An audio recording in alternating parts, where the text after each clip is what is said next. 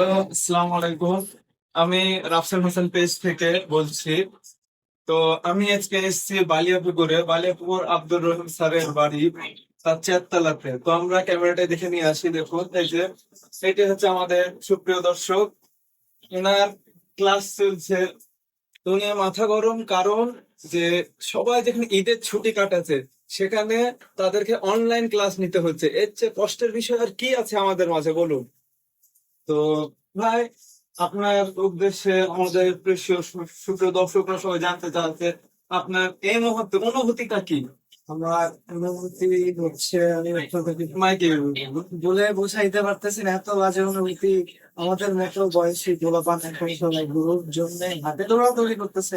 আমরা এই যে দেখুন, আমরা এখন লাইভে ক্লাস করতেছি, এই গোসলটা যে দিব, এই গোসল দেওয়ার জন্য প্রস্তুতি নিচ্ছি, এই যে লাইভ ক্লাসের জন্য এই যে বলতেছে। তো ভাই, সুপ্রিয় দর্শক, আমরা জানতে পারছি যে ভাইয়ের হেভি কষ্ট। সেই কষ্ট তিনি এখন বাথরুমে যা ওয়াশরুমে যে তিনি এখন ক্লাস করবে।